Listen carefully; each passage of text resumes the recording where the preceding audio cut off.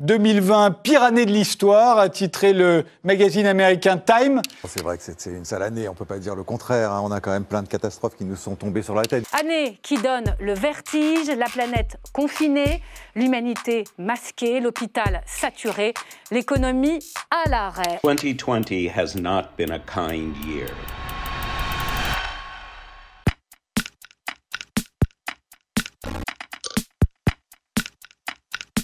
En tant qu'historienne, je peux évidemment pas dire oui.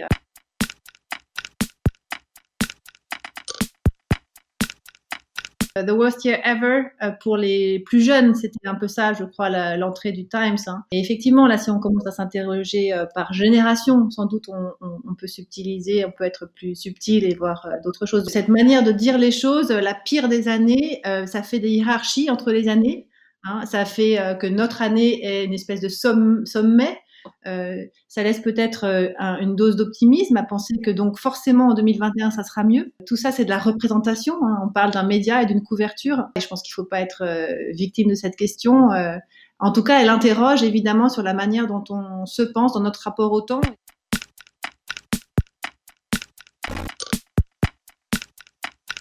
Ce qui est intéressant, c'est peut-être la notion d'événement, c'est-à-dire on coche une croix sur un calendrier aussi, on coche les croix quand on est condamné et on coche les jours qu'on passe en prison, enfin voilà. Sans doute que ça fait référence à cette idée que nous vivons, et il faudrait voir qui est nous vivons quelque chose qui nous fait avoir le sentiment que l'avant et l'après seront différents. Et donc à partir de là, on est bien dans un moment tournant et donc quelque chose on peut faire une croix dessus, mais peut-être pas pour la barrer au sens la barrer de nos vies.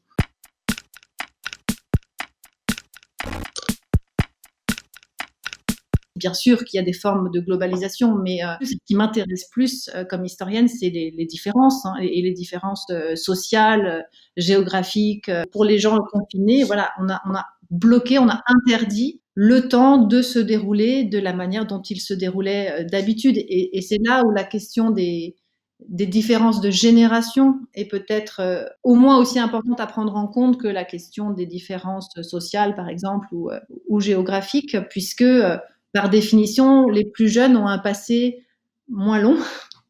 Et donc, à partir de là, leur expérience accumulée est plus courte et le poids du présent est différent. Et donc, à partir de là, leur capacité à imaginer l'avenir aussi est différente. Peut-être aussi que cette expérience peut provoquer chez ces plus jeunes un réinvestissement du présent plus fort, puisque précisément l'avenir est devenu encore plus flou qu'il ne l'était. Peut-être que cette obligation de vivre au présent, puisqu'on est bloqué dans le présent d'une certaine manière, elle peut être décrite autrement et on pourra peut-être rattacher ça peut-être plus tard quand on le lira en historien et en historienne à des formes d'investissement, à des formes d'action, de militantisme, d'engagement différentes.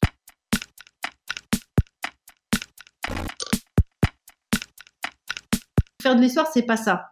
C'est pas faire la frise chronologique. C'est vraiment se remettre à l'endroit où sont les gens. Ce sentiment, justement, d'exceptionnalité d'une époque, il n'est pas forcément quelque chose que les contemporains perçoivent. On peut avoir le sentiment d'avoir vécu une époque exceptionnelle de manière rétroactive. Finalement, c'était tellement bien il y a 15 ans, c'était exceptionnel et on va la décrire, cette période, et on va la nommer Belle Époque, par exemple, alors qu'à l'époque de la Belle Époque, on la pensait pas comme telle.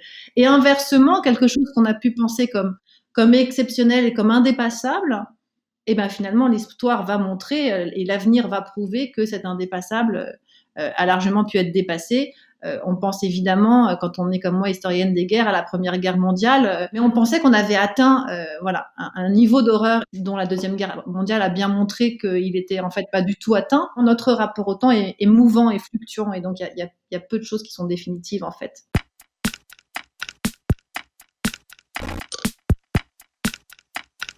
Ce sentiment d'une accélération du temps, d'une multiplication des urgences, c'est un sentiment qui est assez fort aujourd'hui, mais il n'est pas neuf en fait. Il a même été analysé, théorisé par Rainer Koselleck en fait depuis longtemps sur cette idée que voilà, de plus en plus on a ce sentiment que l'expérience et l'horizon d'attente divergent. Hein. Peut-être qu'on est dans une phase d'accélération de ça, mais même la notion même d'accélération, en fait, elle a déjà été pensée aussi comme étant faisant partie de cette manière d'être dans le temps, de se penser en accélération. Par définition, les inégalités, c'est pas des choses qui apparaissent en une année. Il peut y avoir des aggravations subites, bien entendu, mais oui, là, on est plutôt dans l'ordre de la révélation, au sens où les choses sont là, mais on les voit tout d'un coup, ou du seuil, ou de la notion de seuil, c'est-à-dire qu'on ne supporte plus, on a une limite qui est atteinte. Là aussi, on peut prendre un peu de profondeur de champ historique et se rendre compte que ce sentiment d'indépassable et de seuil, les époques en ont eu plusieurs et les seuils ont été régulièrement dépassés, même s'il ne faudrait pas avoir une image linéaire de tout ça.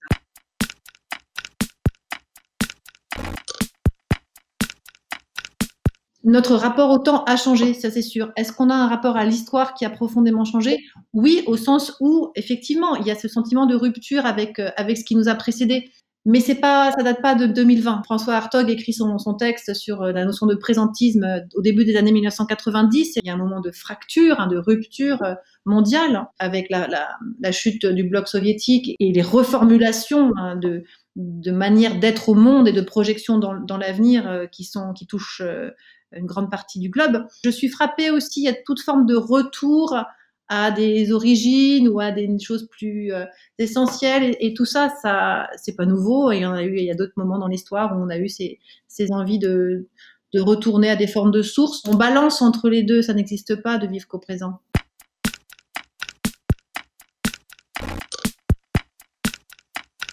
Ce que l'historienne peut toujours faire, c'est relativiser. Donc voilà, je pense qu'il faut pas perdre de vue que ce n'est qu'une année et que finalement, si on a réussi à maintenir un certain nombre de fondamentaux, on va pouvoir rebondir. On a vu les chiffres récents sur le nombre de gens qui ont basculé dans la pauvreté. Voilà, il y a des bascules qui vont être plus lourdes à récupérer. Mais si on s'adresse à une jeune génération, il faut emmagasiner au maximum comme un écureuil tout ce qu'on peut là où on est et ça sera des forces et des réserves et des sources pour l'avenir. Voilà.